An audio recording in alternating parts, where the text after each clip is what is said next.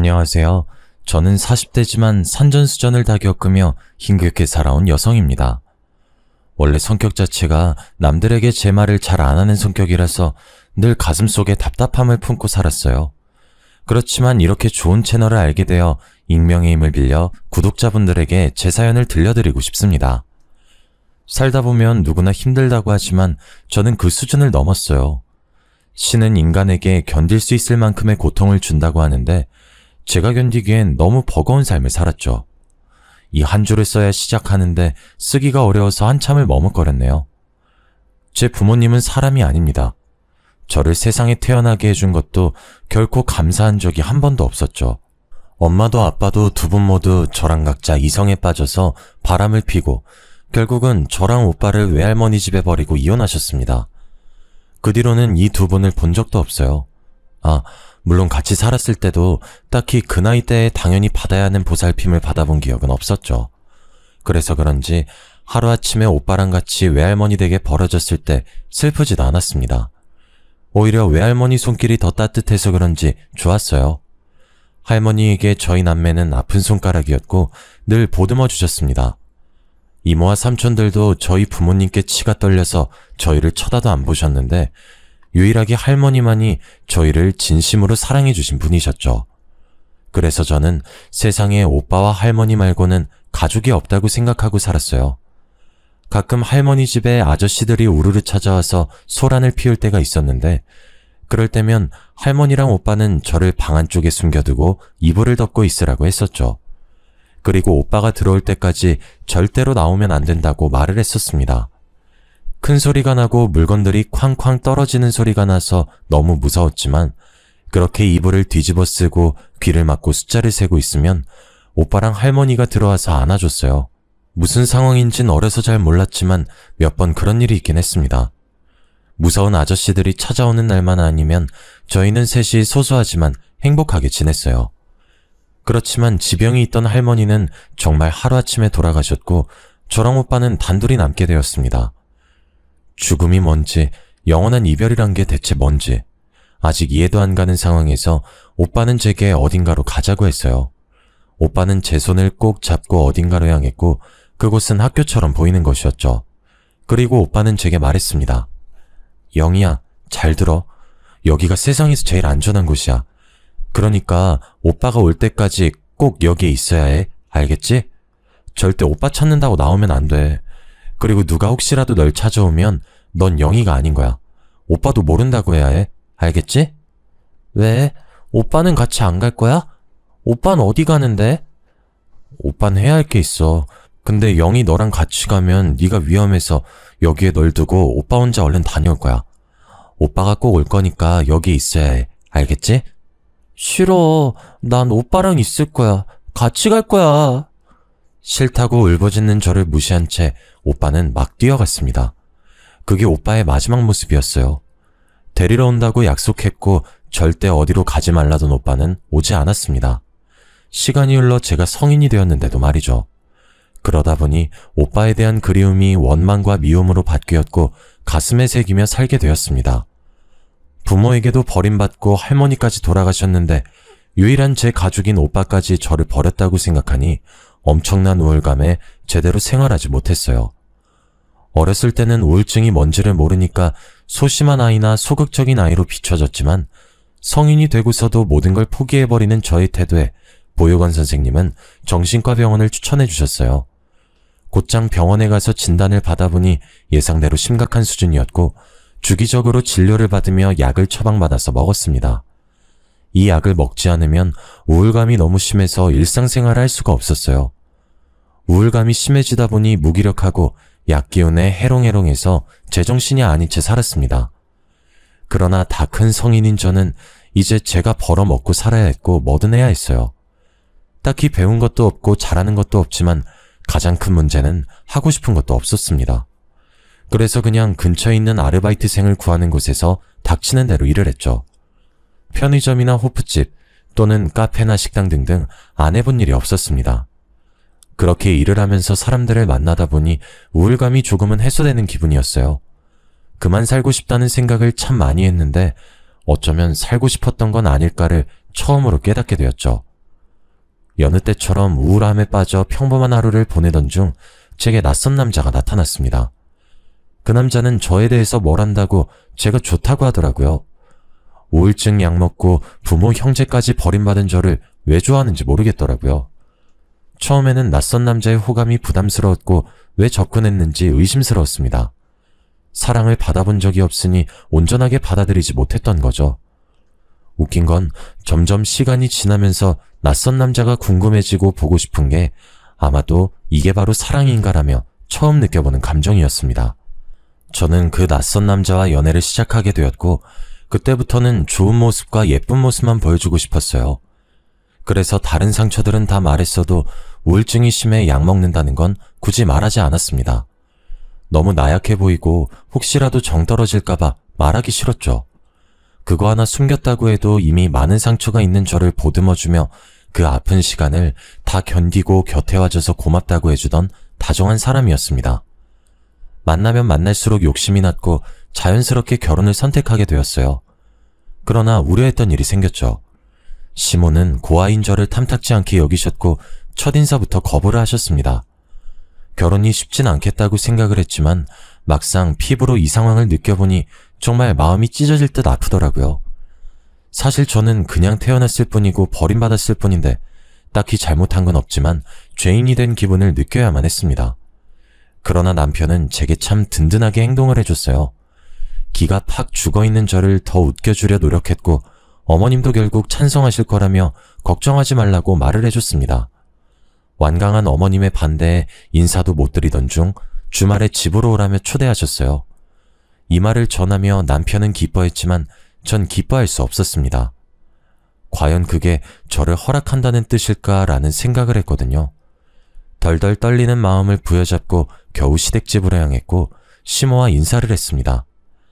안녕하세요, 박영희입니다. 초대해 주셔서 감사해요. 초대? 웃기고 있네. 내가 하도 어이가 없어서 너 부른 거야. 도대체 어떤 뻔뻔한 기집애가 우리 아들 옆에 찰싹 붙어서 안 떨어지고 있나 싶어서 그 낯짝 한번 보려고 부른 건데 초대라고 생각하고 있네? 아, 네. 물론 제가 많이 부족하다는 거 잘 알고 있습니다. 그렇지만 입 다물어. 목소리도 듣기 싫으니까. 사람이 얼마나 뻔뻔하면 감히 고아가 외아들을 탐내지? 막말로 딱 까놓고 말해보자고. 애미애비도 버린 너를 우리가 왜 받아줘야 하는데? 엄마, 말씀이 너무 지나치잖아요. 이럴 거면 이 사람 안 데려왔어요. 너도 정신 차려 이놈아. 집안에 여자 하나 잘못 들이면 집안이 망하는 법이야. 많고 많은 여자 중에 콜라도 어디서 저런 여자를. 어휴, 답답하. 내가 너 그렇게 키웠니? 아들이 이렇게 원하는데 왜 허락을 안 해주시는 거예요? 저희 둘이서 잘 살아보겠다는 거잖아요. 웃기고 있네. 사랑이 밥 먹여주니? 너 잘 생각해. 사랑 그거 한때야. 저 여시 같은 게 너를 어떻게 꼬셨는지 모르겠지만 근본 없는 것을 왜 집안에 들여야 하냐고. 난 절대 반대고 그쪽도 이렇게까지 당했는데 절대 우리 아들 더 만날 생각 아니지? 염치라는 게 있으면 내 아들 옆에서 떨어져. 저는 이날 제대로 말 한마디도 못하고 시모에게 굳은 소리만 듣고 나왔습니다. 어찌나 서럽고 눈물이 나든지 그때의 감정은 영원히 잊을 수 없을 것 같아요. 수치스럽고 분노감에 손발이 덜덜 떨리지만 또 한편으로는 맞는 말이라 할 말이 없기도 했죠. 상황이 이렇다 보니 남편과 헤어지는 걸 생각 안 한 건 아닙니다. 그러나 헤어진다고 생각을 하니까 너무 아프더라고요. 당사자들의 문제도 아닌 시모의 반대 때문에 헤어진다는 사실을 받아들이는 게 쉽지 않았고 무엇보다 이별에 취약했던 저는 이별할 자신이 없었습니다. 결국 남편의 완강한 태도에 시모는 항복을 선언했고 저희는 찜찜함을 남겨둔 채 결혼을 하게 되었어요. 물론 결혼 후 시집살이를 어느 정도 예상하긴 했습니다. 워낙 저를 싫어하셨던 분이니 얼마나 괴롭힐까 싶었거든요. 그러나 시모가 저를 괴롭힐 때마다 남편이 강하게 보호를 해줬습니다. 시모는 살림하는 것 하나부터 제가 밥 먹을 때 하는 행동들까지도 다 지적을 했어요. 그리고 말끝마다 말씀을 하셨죠. 이래서 가정교육을 제대로 받아야 한다고 말하는 거야. 괜히 애미애비 없이 큰애들은 티가 난다고 하는 게 아니거든. 얘 봐라. 지 엄마한테 보고 자란 게 없으니까 살림을 어떻게 하는지도 모르고. 어휴, 너만 보면 내 속이 터진다 터져. 이래서 어디 나중에 애 낳고 살겠니 너는? 아, 어머님 알려주시겠어요? 그럼 제가 다음에는 깔끔하게 해둘게요. 내가 네 엄마냐? 선생이야? 내가 왜 너를 알려줘야 하는데? 네가 알아서 해. 난 신경 쓰고 싶지 않으니까. 그냥 내 눈에 좀 거슬리지 말라고. 그게 어렵니? 어머님께서 매번 지적하시는데 그게 뭔지를 알아야 제가 고치죠. 말씀을 해주세요. 뭐야, 너 지금 나한테 말 대답했냐? 네가 결혼했다고 이제 뭐 나랑 맘먹는 사이가 된 것 같아? 야, 너 착각하지 마. 너 그렇게 까불면 내가 너 가만 안 둔다. 알겠어? 하나부터 열까지 지적은 하면서 정확한 내용은 없었어요. 한마디로 그냥 시비를 거는 거였죠. 솔직히 제가 완벽하게 살림을 100점으로 한다고 생각하진 않았습니다. 그러나 욕먹을 만큼 부족한 살림 솜씨도 아니었어요. 그래서 시모의 저런 지적들이 불편하고 불쾌했습니다. 그렇게 꼴 보기 싫고 볼 때마다 답답하면 사실 본인이 저를 보러 오지 않으면 되거든요. 와달라 한 적도 없는데 굳이 와서는 속을 다 뒤집어 놓고 가는 시모가 정말 싫었습니다. 안 그래도 우울증이 심했는데 시모의 저런 압박에 정서적으로 많이 불안정해졌어요. 그래서 이전보다 더 약을 찾게 되었고 병원에 가서 상담을 받을 때도 말했습니다. 제 주치의는 그러셨죠. 가족들에게 말을 하고 도움을 받는 게 좋다고 권유를 해줬으나 과연 제가 이걸 시모에게 말했다면 시모는 저를 보듬어 줬을까요? 아니죠. 때는 이때다 싶어서 정신병이 있네 없네 하면서 아마 저를 더 못살게 굴었을 겁니다. 이런 시모의 모습을 하니 더 철저하게 우울증이 있다는 사실을 숨겼던 것 같아요. 시모 때문에 혼자 숨어서 온 적이 정말 한두 번이 아니었는데 그럴 때마다 남편은 제게 다가와서 다독여주며 말했습니다. 여보, 많이 힘들지? 정말 미안해. 우리 엄마지만 진짜 해도 해도 너무한 것 같아. 내가 그만 좀 하시라고 말을 해도 계속 당신 괴롭히니까 어떻게 해야 할지 모르겠어, 나도. 이게 다 내가 고아라서 그렇지 뭐. 내가 고아만 아니고 평범한 가정에 평범한 집에서 태어난 딸이었다면 이럴 일은 없었겠지. 그런데 나 너무 힘들어, 여보. 마음이 지옥 같아. 아니, 사는 게 너무 힘들어서 못 살겠어. 정말 미안해. 내가 더 노력해볼게. 그러니까 제발 그런 무서운 소리는 하지 마. 어? 남편은 힘들어하는 저를 보며 본인이 더 분노했어요. 그리고 제가 힘겨워할수록 시모를 더 닥달했습니다. 어느 정도 예상했던 시집살이는 예상외로 더 심각했고 저는 숨막히는 하루하루를 보내야 했죠. 뭔가 시모가 제 일거수일투족을 다 지켜보고 있다는 느낌까지 들었습니다. 툭하면 전화와서 지금 뭐하고 있냐고 묻고 툭하면 찾아와서 지적질하고 욕을 한 바가지 하다 돌아가곤 했으니 말이죠. 제정신이었어도 아마 정신병이 생겼을 것 같습니다. 그런데 웃긴 건 제가 이렇게 힘겨워하는 동안 남편도 지쳤겠죠. 점점 지친 남편은 더는 제 편이 아니었어요. 이날은 주말이었고 남편과 함께 낮잠을 자고 있었습니다. 한참 꿀같은 낮잠을 자는데 뭔가 느낌이 싸한 그런 기분 있잖아요. 이상한 느낌에 잠이 스르르 깨면서 순간 저도 모르게 침실 문 쪽을 바라봤습니다. 그리고 저는 너무 놀라 비명을 지르고 말았죠. 침실 문에는 팔짱을 낀 채 시모가 저희 부부가 자는 걸 노려보고 있었습니다.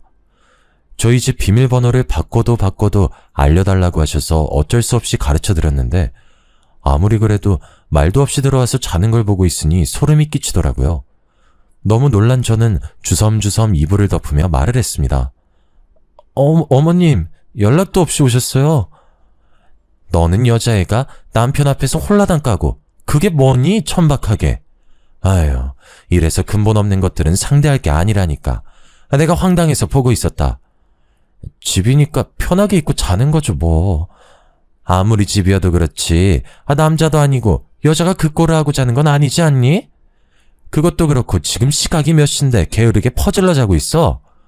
호석이야 피곤해서 그렇다 쳐도 넌 뭔데? 어머님, 우선 거실로 나가 계시면 제가 나갈게요. 제가 이때 반팔 티셔츠만 입고 편하게 자고 있었는데 그 모습을 시모가 봤다고 생각하니 너무 수치스러웠습니다. 그렇지만 제 집에서 잠을 자는데 홀딱 벗고 자든 뭘 입고 자든 무슨 상관일까요? 우선 저는 놀란 마음을 진정시키고 옷을 갈아입은 후 남편을 깨워 거실로 함께 나갔습니다. 나가서 시모의 잔소리 폭격을 맞고 있는데 저도 사람인지라 지쳤고 더는 고운 말이 나오지 않더라고요. 대체 네가 하는 게 뭐가 있다고 이 시간에 퍼질러 자냐고. 그렇게 게을러서 뭘 해먹고 살겠어? 넌 정말 마음에 드는 구석이 하나도 없어. 대체 언제까지 내가 이렇게 지적을 해야 하니? 지적하는 나도 피곤해 죽겠어. 다른 집 며느리들은 알아서 잘하고 살던데 넌 왜 이 모양이니? 어머님, 제발 그만하세요. 제가 뭘 그렇게 잘못했어요?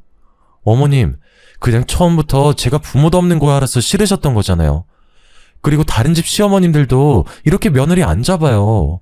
요즘 세상이 어떤 세상인데 시집살이 시키겠어요? 저도 힘들어요, 어머님. 뭐? 뭐라고 했어, 너 지금? 겨우 니까지 거 받아줬더니 한다는 말이 입 다물란 소리야? 아이고, 내가 어이가 없어서 말도 안 나오네. 양심도 없지. 지 주제도 모르고 감히 어디서 주둥이를 나불거려? 그만하시라고요. 이유도 없이 욕먹는 거 저도 더는 못해요. 제가 그렇게 싫으시면 보러 오지 마세요. 신경을 쓰지 마시라고요. 결혼하고 처음으로 시모에게 소리치며 말했던 것 같습니다. 그런데 이때 예상치 못한 일이 벌어졌어요. 듣고 있던 남편이 갑자기 벌떡 일어서서 제게 오더니 거의 한 대 칠 기세로 저를 노려보며 말했죠. 미쳤어, 당신?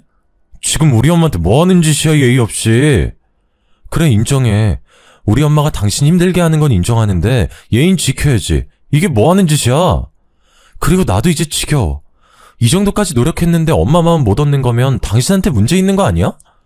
당신 말 다 했어? 지금 그게 나한테 할 소리야? 이유도 없이 구박당하는 내가 뭘 해야지 마음이 풀리시는데 어디 말 좀 해봐. 나도 그 정답 알고 싶으니까. 그만하라고 했다. 엄마, 오늘은 그만 가시는 게 좋겠다. 이 사람 내가 잡을 테니까 마음 풀고 우선 집으로 가 있어. 저녁에 전화할게. 그래, 아들. 아주 혼을 제대로 내줘. 어디서 감히 시애미한테 덤비고 있어. 넌 내가 이 꼴 날 줄 알았어. 우리 아들이 정신 차릴 줄 알았다고. 시모는 그렇게 가셨고 저는 남편과 2차전을 했습니다. 아무리 생각해도 너무 서운하고 억울했어요. 그렇지만 그 황당함에 말도 못하고 있는데 오히려 남편이 제게 화를 냈죠. 한 번만 더 시모에게 싸가지 없이 행동하면 그땐 본인도 안 참겠다면서 제게 으름장을 놓더군요. 이때 깨달았습니다. 사람과 사랑은 변한다는 말이 진실이란 것을 말이죠. 순간 몰려드는 걷잡을 수 없는 과한 감정들에 저는 약을 먹어야 했고 남편이 없는지 살짝 살핀 후 급하게 약을 먹었습니다. 그런데 하필 그 순간을 남편이 목격하고 말았어요. 절대 들키고 싶지 않았던 제 가장 큰 약점을 걸리고 말았죠. 너무 놀라 가만히 서 있는 제게 성큼성큼 다가와 약봉지를 빼앗고는 봉지에 적힌 약들을 하나씩 검색하더라고요. 그리고 무슨 약들인지 다 알아버린 남편은 저를 마치 괴물이라도 보는 듯 쳐다보며 말했습니다. 너 뭐냐? 정신병 있었어? 이걸 숨기고 나랑 결혼한 거야? 너 이거 사기야, 사기. 무슨 생각으로 이런 짓을 했지? 아, 정신병 있어서 잘 모르나? 와, 하다 내가 진짜 겨우 이런 여자랑 결혼했단 내 자신이 싫다. 여보, 그게 숨기려고 그런 건 아니고 내가 어렸을 때부터 상처가 많았잖아. 그걸 견디다 나도 모르게 마음의 병이 생겼더라고. 그렇지만 당신 만나고 많이 좋아져서 이렇게 힘들 때 아니면 약도 안 먹고 있었어. 정말이야. 야, 그 말도 지겨워. 이제 내가 너 상처 줬냐? 어쩌라고 대체. 언제까지 상처 거릴 건데. 그리고 마음의 병이네 뭐네. 난 그딴 거 이해할 마음 없거든? 애초에 이딴 약 먹는 여자인 거 진작에 알았으면 당신이랑 결혼 안 했다고. 남편은 제가 진심으로 말을 했지만 저를 혐오하는 수준이었습니다. 속였다는 것 자체에 화가 난 거라면 그럴 수 있다고 생각을 했지만 남편은 제가 약을 먹는다는 것 자체를 정신병이라며 혐오했죠. 이 부분은 너무 서운하고 실망스러웠습니다. 반대로 수천 번을 생각해봐도 저였다면 이해하는 건 물론이고 좋아질 수 있도록 도와줬을 거예요. 물론 입장 차이가 있으니 남편의 생각이 틀린 건 아니라고 생각합니다. 그렇지만 그 이후 남편 행동은 도가 지나쳤어요.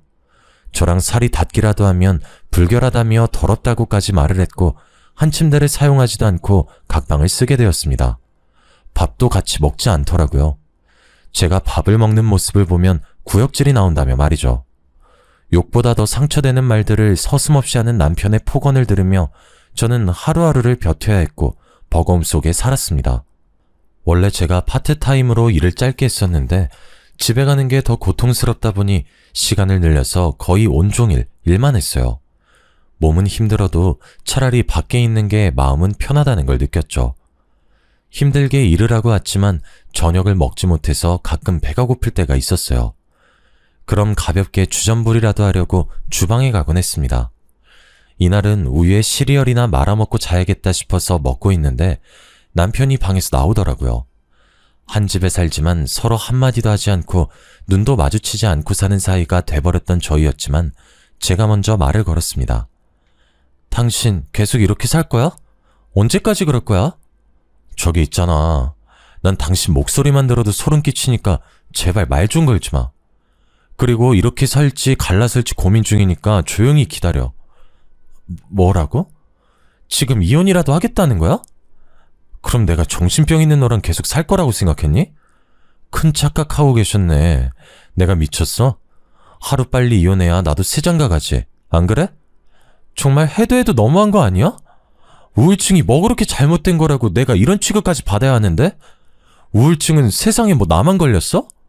그렇게 좋다고 결혼하자고 매달릴 땐 언제고 이제 와서 우울증 약 먹으니 이혼하자고?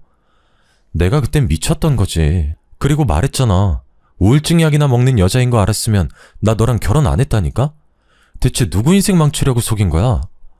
너 내가 엄마한테 다 말할 거야. 그럼 너 가만 안 두실 건데 그쯤은 각오한 거지? 그리고 그만 좀 처먹어라. 돼지도 아니고. 야밤에 혼자 시리얼이 목구멍으로 넘어가냐? 겨우 한술 뜨던 숟가락을 던져버렸습니다. 방에 가서 한참을 울고 또 울었지만 이게 제 불행의 끝이 아니었어요. 이혼을 고민한다던 남편은 이혼이 아니라 퇴사를 선택했습니다. 그리고 뻔뻔하게 제게 본인이 돈을 써야 하니 카드를 달라고 했죠. 당신 카드 줘. 앞으로 나 그걸로 생활할 거야.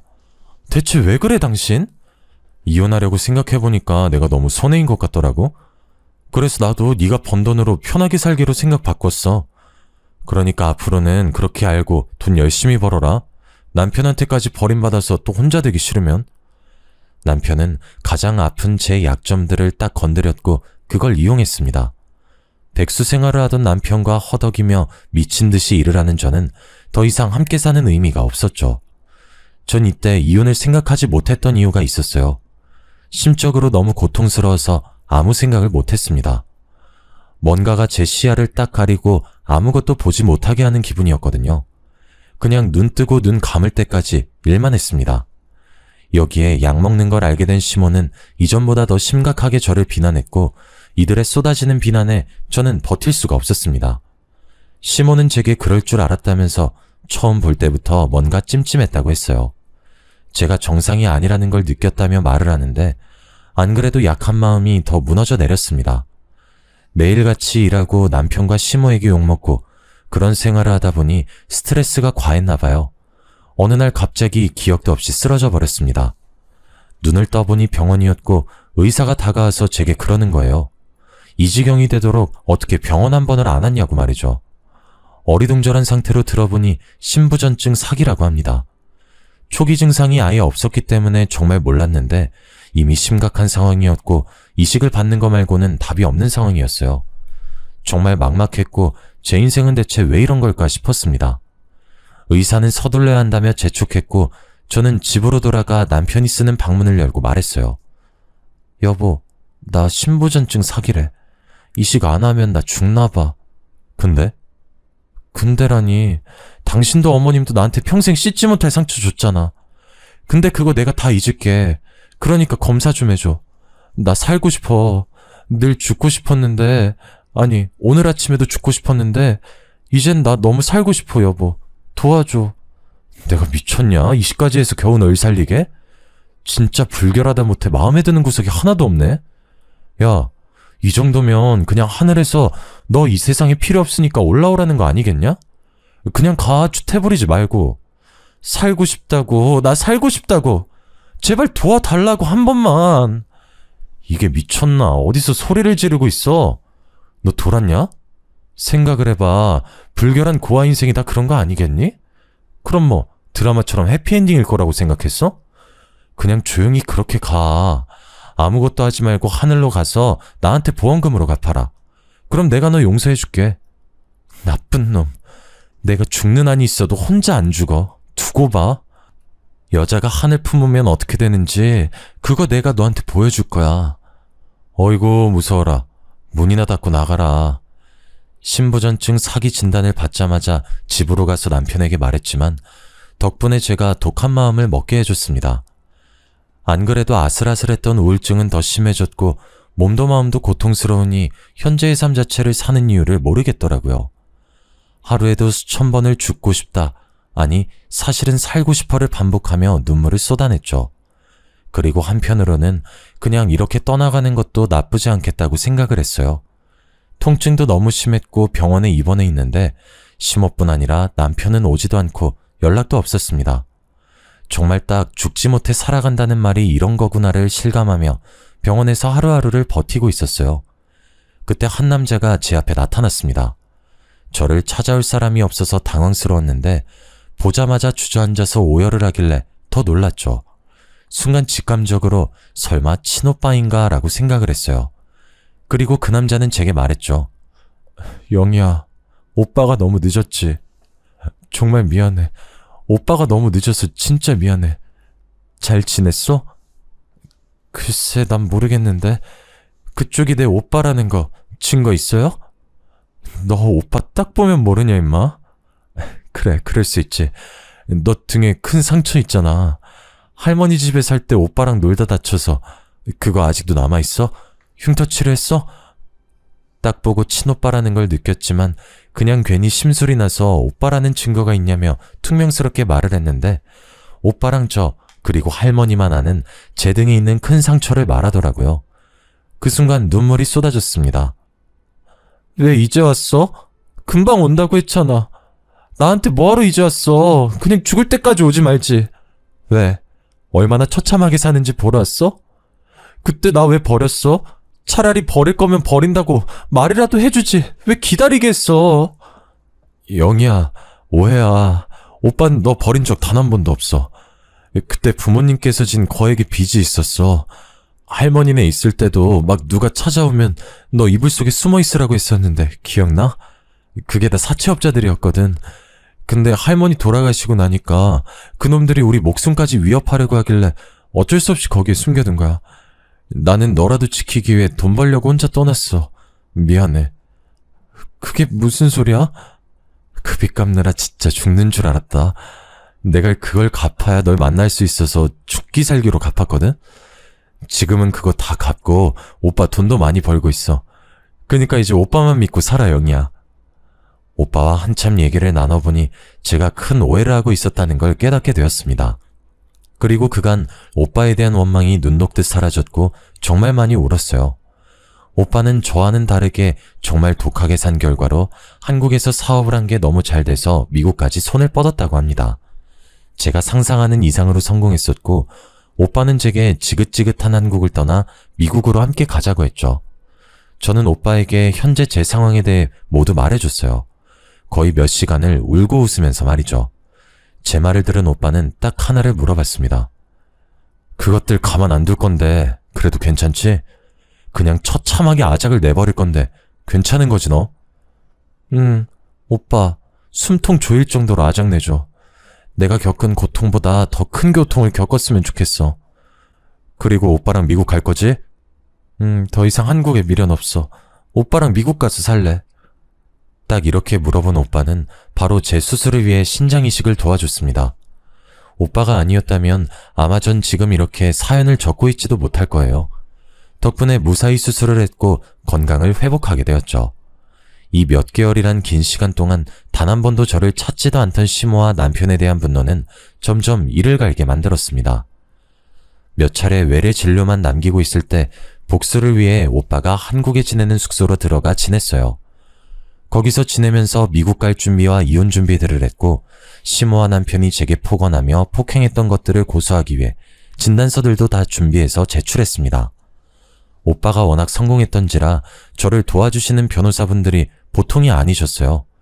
제게 무려 3분이 붙으셨고 누가 와도 무조건 이기겠다 싶었습니다.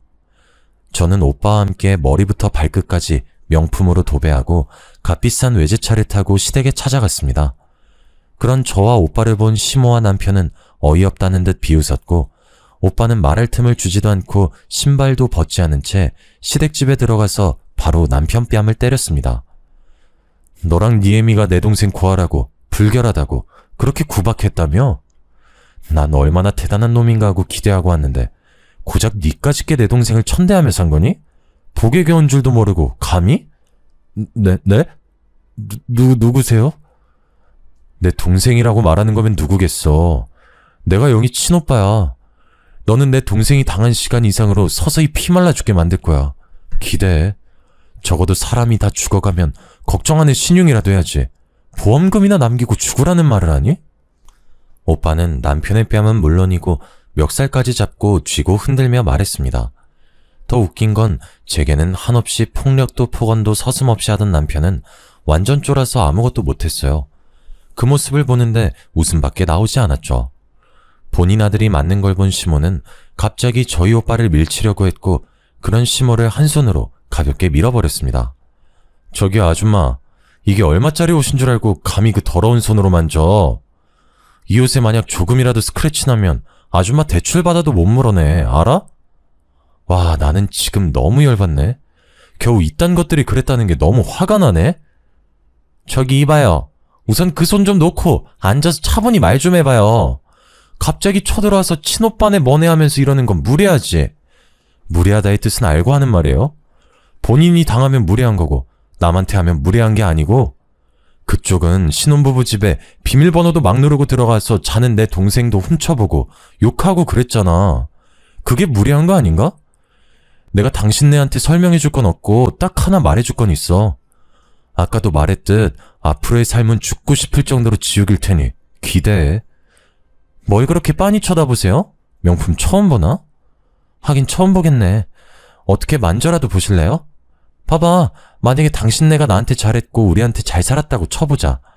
그랬으면 지금쯤 우리 오빠가 뺨을 때릴 게 아니라 당신네한테 건물 하나씩 줬을지도 모르지. 안 그래 오빠? 당연하지. 난 처음에 영희 찾고서 결혼했다길래 그 남편이랑 시댁 식구들한테 감사해서 정말 뭐든 해줘야겠다 싶은 마음으로 찾았는데 들어보니 애를 아주 그냥 말로 죽이면서 살았더구만. 그래서 그런 당신네한테 딱 적합한 걸 선물해줄 거야. 친오빠의 카리스마에 남편과 시모는 정말 찍소리도 못했습니다. 그리고 시모는 자꾸 저를 힐끔힐끔 쳐다봤고 그럴 때마다 제가 눈이 빠질 정도로 노려봤어요. 내일 모레 죽을 사람처럼 굴던 제가 갑자기 명품으로 도배를 하고 등장하니 아주 놀랬겠죠. 시댁을 아주 뒤집어주고 저랑 오빠는 나왔습니다. 그들은 굳이 따라 나와서 저희가 무슨 차를 타고 가는지까지 보더라고요. 그 후 진행 중인 소송건들 때문에 마주친 적도 있었고 남편이 저를 따로 찾아온 적도 있었습니다. 법원에서부터 저를 미행한 것인지 저랑 오빠가 머무르고 있는 숙소를 알아냈죠. 이때 제가 오빠 없이 혼자 있던 상황이라 조금 무섭기도 하고 무슨 짓을 하려는 건지 몰라서 걱정이 되더라고요.